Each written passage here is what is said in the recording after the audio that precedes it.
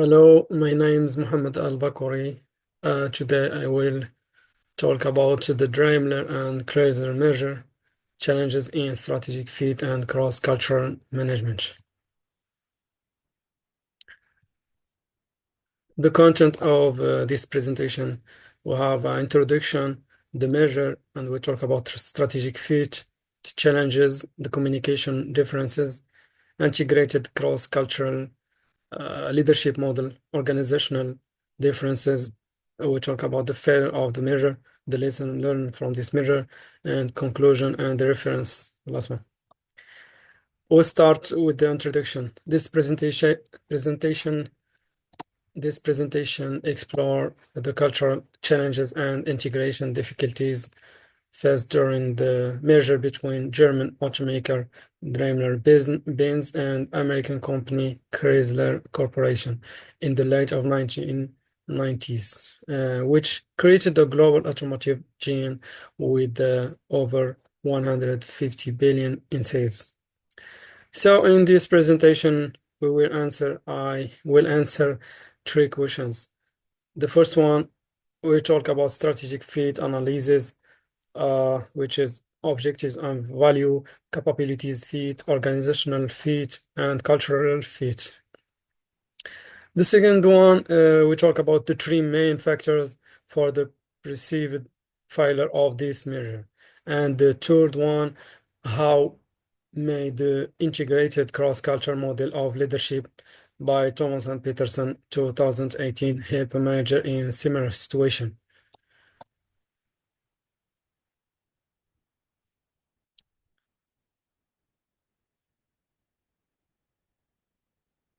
The measure. So the merger of Daimler-Benz and Chrysler in 1998 exactly was the biggest cross-border industrial merger at the time, creating an industrial giant with the global sales of more than 150 billion and the fifth largest car manufacturer in the world in this time. The rationale was to enable the combined company to meet the demands of nearly all segments of the car market, with sales expected to increase exponentially. So there is a uh, three big factors for this measure: largest cross-border merger and the global automotive giant and combined trade. This is the power of two companies.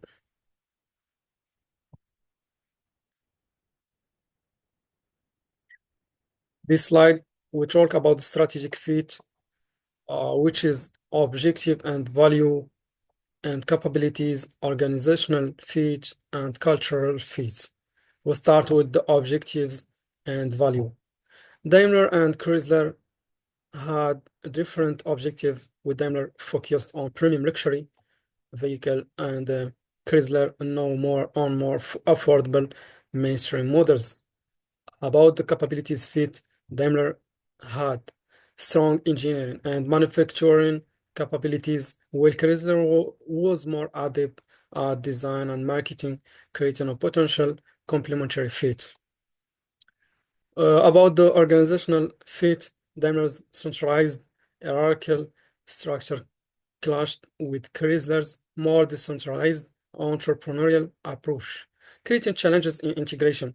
And the last one, cultural fit. The German and American corporate culture of Daimler and Chrysler different significantly, with Daimler being more formal and process-oriented, while Chrysler was more informal and flexible. So I resume about this strategic fit, which work between Daimler and Chrysler was a complex and a multifaceted issue with both potential benefits and significant integration challenges. Careful analysis of the objectives, value creation, capabilities, and organizational alignment was crucial in evaluating the strategic rationale of the measure. The strategic rationale of the measure.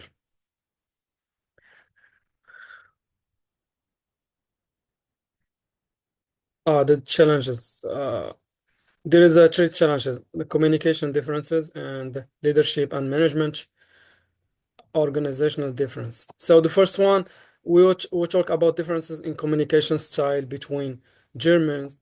Germans focus on information exchange, and American more persuasive and opinionated, as well as formality versus informality. Informality above for the United States.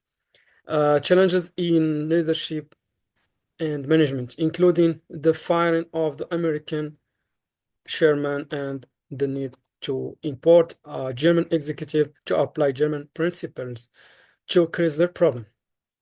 The third one, organizational difference. The difference in German formality and adherence to processes versus American informality and ambitions, as well as different views on holidays, on work during the crisis. So we talk deeply in each of the 3 points of the challenges. The first one, the communication differences. So about the direct communication style, about the German executives more direct, while American more indirect. Time orientation, the German punctual and strictly, while American flexible and comfortable. Formality and hierarchy, German respect for authority and formality, while American more casual decision-making process. German executives more analytical, while American more inclined to make quicker decision. Now we talk about the second one, the leadership. So the integrated cross-cultural leadership model. We we I I will explain this schema. So the culture and the schema, the leader power is from the leader's image, content, the leader skills and characteristics, and leader behavior orientation. These two lead to give the leader the power. So the power influence directly the individual and the group process and action. For example, the subordinate believes, motivation, attitude, group coordination. And of course, the leader's image influence the resources and situational moderate variables like substitute. So substitute and individual and group process and action. These both influence individual and group effectiveness. And we start the circle of culture another time with the leader's image. So the integrated cross-culture model of leadership by Thomas Peterson 2018 can offer valuable strategies for managing SaaS. 4 point, culture awareness. Leaders should cultivate a deep understanding of both cultures, emphasizing mutual respect and empathy to bridge gaps. The second one, adaptability and flexibility. So the managers must adapt leadership styles to balance structured and flexible approaches, accommodating diverse teams' needs. The third one, we talk about the communication strategies. So effective cross-culture communication training can enhance and understand and reduce friction and foster collaboration across teams. The last one, the fourth, building the trust. Leaders must establish trust by promoting transparency, fairness, and joint decision making to overcome perceived inequalities. The third one in the challenges, organizational differences. There is a 5 point in this section. The first one, organizational structure. Daimler had a more centralized hierarchical structure, while Chrysler had a more decentralized autonomous structure. About the decision-making process, Daimler had a more top-down command and control approach to decision-making, while Chrysler had a more collaborative, consensus-driven approach. About the management styles, Daimler had a more formal, process-oriented management style, while Chrysler had a more entrepreneurial, risk-taking management style. About the corporate cultures, Daimler had more engineering-driven, quality-focused culture, while Chrysler had more marketing-driven, customer-focused culture. And the last one, the performance metrics. Daimler focused more on financial metrics, such as profitability and market share. Will Chrysler focus more on customer satisfaction and product quality metrics? And now we will talk about the failure of the merger. This is the last question. So the merger starts May 1998. Daimler-Benz and Chrysler announced their merger, creating a global automotive team with over 150 billion in sales in this time. After early integration, cultural differences between German and American executives and workforces became a major obstacle, leading to communication issue and misunderstanding. Then, lack of cross-culture training. Neither side is given adequate time or training to understand the other's mindset, hindering successful integration. Then, data ethics rescue efforts. This German executive is both in the improve Chrysler's performance through restructuring and cost cutting, but this is not enough to save the measure. So in 2007, Daimler effectively sees Chrysler as a more or less intact unit to a private equity firm, signaling the failure of the combination. So we'll talk about these three primary reasons for the failure. There is a tree from this schema. The first one, the cultural incompatibility. The second one, strategic misalignment, and the operational inefficiency. So the first one, cultural incompatibility. The stark difference in communication, leadership, and work culture lead to persistent friction and undermined collaboration. The second one, strategic misalignment. The assumption of a merger of equals was misleading as Daimler dominance created resentment and mistrust among Chrysler employees. The third one, operational inefficiency, differences in production method, and the lack of immediate strategic integration lead to operational efficiency and financial losses.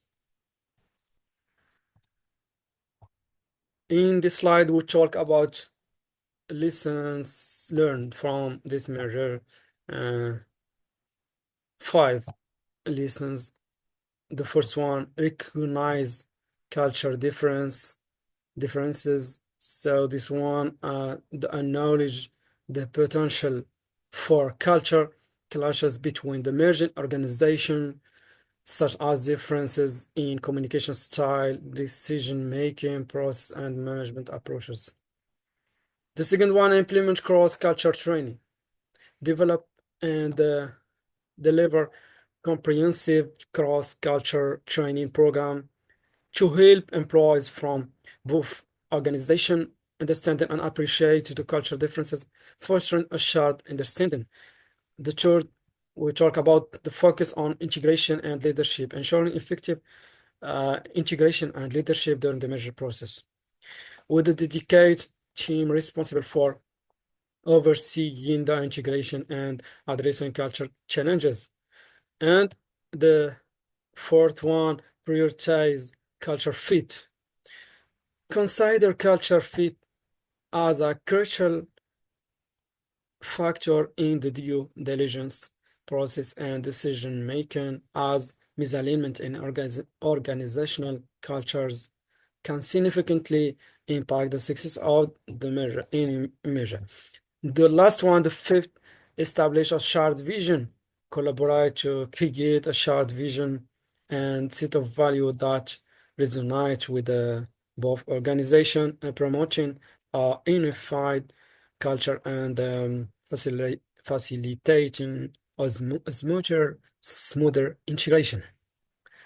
Now, the last one we talk about the conclusion about.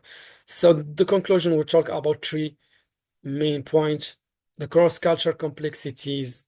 So the merger highlighted the complexity of bridging the cultural divide between the German and American organization with differences in communication styles, decision-making process, and organizational structures.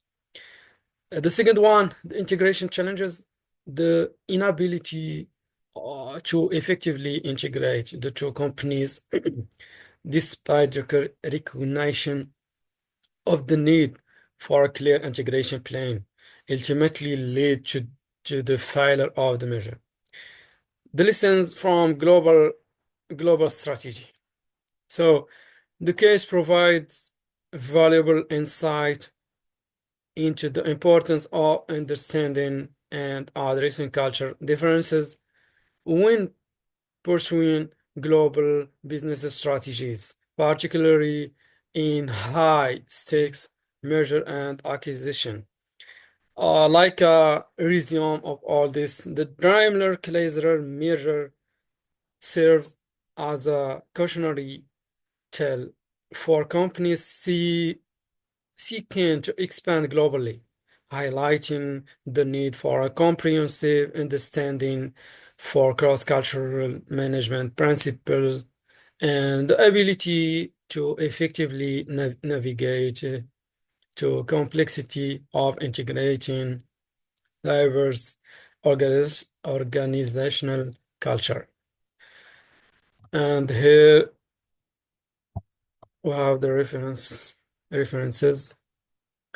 And finally, I will say big thanks to my teacher, Alan Foran, for his support for all the class and give advice and motivation and all the time the uh, listen to our question and give us the time to like a guide or give us the plan for anything to complete our work.